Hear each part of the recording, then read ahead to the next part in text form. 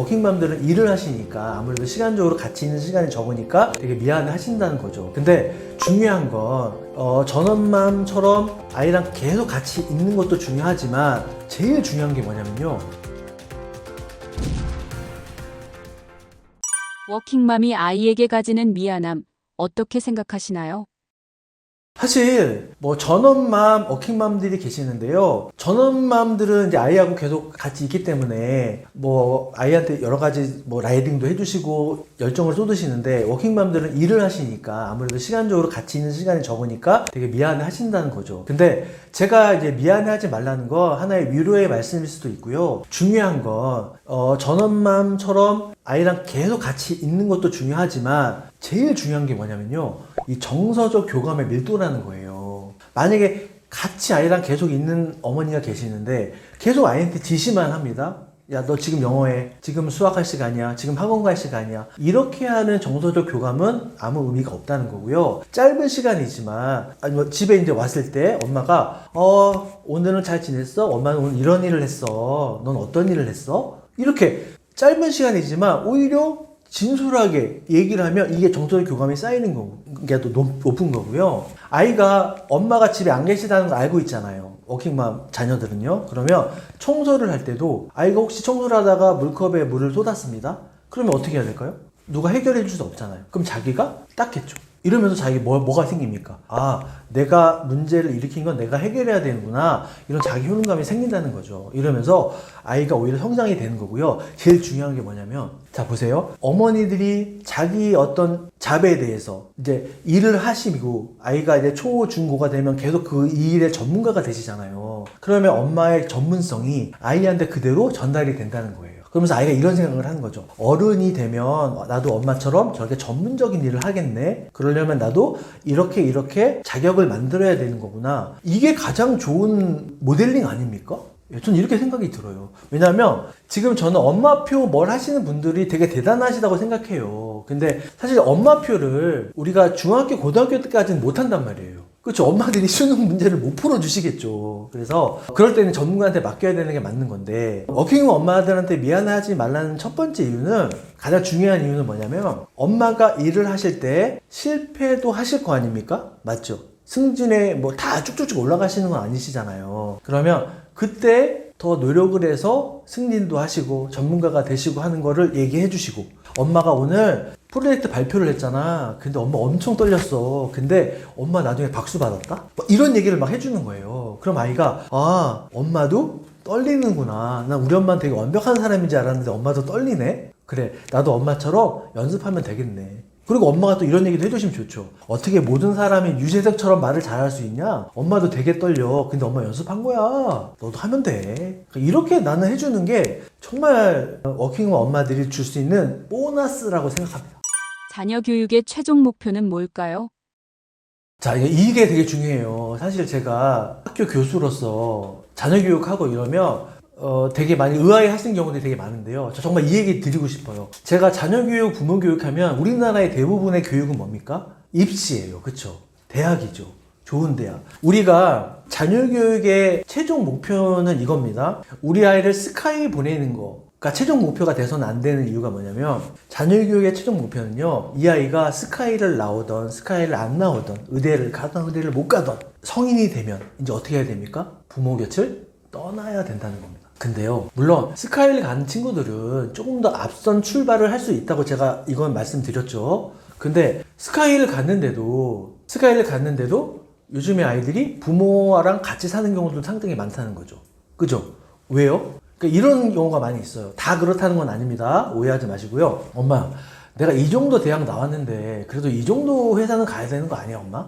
여긴 좀 아닌 것 같아. 나 창피해, 엄마. 이런 경우도 있고. 근데요, 제가 아는 스카이 학생 중에 이런 친구 있습니다. 지금요, 물류센터에서 일을 하는 친구들도 있고요. 그래서 제가 물어봐요. 야, 너 왜 힘들게 물류센터에서 일을 해? 아, 교수님, 물류센터 일하니까 아침에 일어나서 건강도 좋고요. 제가 자꾸 뭔가를 하면서 제 진로를 고민해야 되는 거지. 그냥 뭐가 하늘에 뚝 떨어지지 않기 때문에 저는 뭔가를 계속 해야 돼요. 이렇게 얘기하는 친구가 있는데, 전 너무 이 말을 듣고 신선했어요. 너무 좋았습니다. 그러니까 무슨 말이냐면요, 부모는 아이가 완전한 독립을 해야 되는 게 최종 자녀 교육의 목표라는 거예요.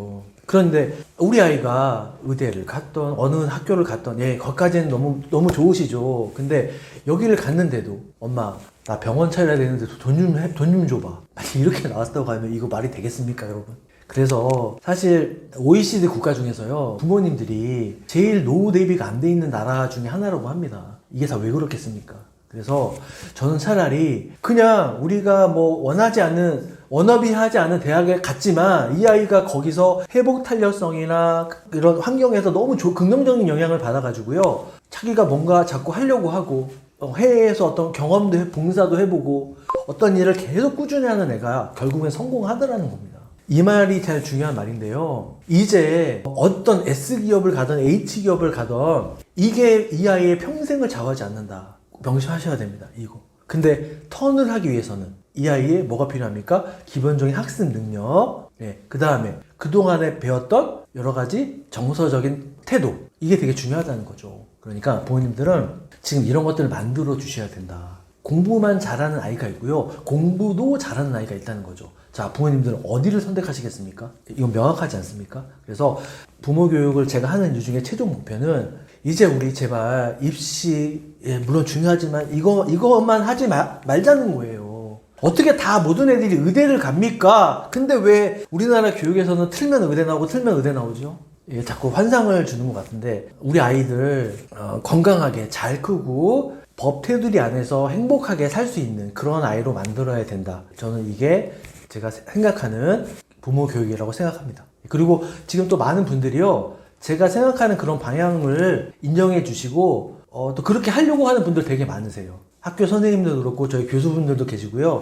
이제는 교육 바뀌어야 된다고 얘기 많이 하십니다. 그래서 저는 공부하지 말라는 얘기 저 안 하잖아요. 학생은 공부 열심히 해야 된다는 얘기도 말씀드리잖아요. 그 기억이 성실함으로 남는 거기 때문에. 그래서 근데 다 누구처럼 뭐 된다, 뭐 해야지만 성공이 된다는 그런 공식은 이제는 없어져야 된다라고 저는 꼭 말씀을 드리고 싶습니다. 자, 실제로요, 물론 출발선에서 그 수련 과정들이 다 끝나고 전문의를 따면 뭐 페이닥터 하는 사람들도 있고 뭐 개업하는 사람들도 있는데요. 실제로 의사가 되면 그냥 제가 현실적인 말씀을 드릴게요. 의사는요 8시 출근해가지고 제일 늦게 퇴근하는 사람이 의사입니다. 그러니까 사실 의사가 되면 누가 좋으냐면 우리 아들이 의사가 됐습니다. 그럼 누가 좋을까요? 며느리가 좋은 거예요. 우리 딸이 의사가 되면 누가 좋아요? 사이가 좋은 거예요. 그러니까 의사가 된 사람이 있으면 그 주변 사람들은 행복해요. 근데 개업이가 보통 성공하는 시기가 한 뭐 30대 후반 정도부터가 이제 개업을 한단 말이에요. 근데 한 번에 어떻게 성공을 합니까? 대출 받고 뭐 하고 마케팅하고 이러면 또 2, 3년도 걸려버려요. 그러니까 요즘에 마케팅이나 이런 걸 보시면 아시겠지만 제일 많이 하는 광고의 파트가 의료 광고입니다. 살아남을 수가 없어요. 병원들도 많이 폐허가 될 거고 의대 정원이라는 게 그런 것도 하나의 지금 이슈가 되고 있는 거잖아요. 의사들이 글쎄요 돈을 많이 버는 직업이다. 일반적인 거에서 돈을 많이 버는 거지만 그거보다 어나더 레벨의 돈을 많이 버는 직업은 자기의 어떤 컨텐츠를 가지고 개발하는 사람들, 사업하는 친구들이 사실은 돈을 더 많이 버는 직업입니다. 의대 말고 더 좋은 대안이 있을까요? 저는 이제 이런 말씀 드려요. 사실 의대에 들어오거나 해도 여러분이 모르시겠지만 일부의 아이들이 자퇴를 합니다. 모르고 들어온 거죠. 근데 해부학 실습할 때부터 이제 애들이 막 일탈한 경우들이 되게 많이 있거든요. 의대가 저는 물론 의료 산업도 발전이 돼야 되고 과학 산업도 공대 산업도 여러 가지 산업이 우리는 같이 균형이 잡혀 있는 산업이 되게 중요한 건데 그냥 아이의 적성에 관계없이 성적만으로 의대를 가는 게 너의 공부의 우수성을 보여주는 입증이야. 이렇게 하시면 아이가 나중에 지친다는 거죠. 대안적인 거를 굳이 말씀을 드린다면요. 얘는 하늘의 별을 보면 행복하고 더 발전한 아이가 있어요. 근데 하늘의 별을 보고 천문학을 공부할 아이가 있는데요. 성적이 너무 잘 나왔어요, 갑자기. 그래서 어머니가 말도 안 되는 의대를 보내려고 하는 경우가 있는데 실제로 이 친구가요. 의대를 가서 개업까지 했는데 10년 정도 하다가 의사를 그만둔 경우도 있었습니다. 다시 이 천문학 공부를 하는 제자들이 있었어요. 이게 어떤 걸 시사하는지는 좀 아실 겁니다. 그래서 머리가 원래 좋은 친구들, 빠르게 학습한 친구들이 있는데요. 이런 아이들이 모두 의사로 간다? 법학전문대학원 친구들처럼 포화 상태가 될 시대가 곧 온다는 겁니다. 그래서 진짜 이과 성향이 강하고 이런 친구들이 있다면요.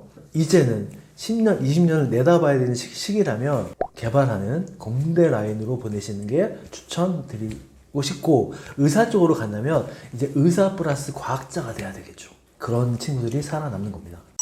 구독자분들께 해주고 싶은 말씀이 있으신가요?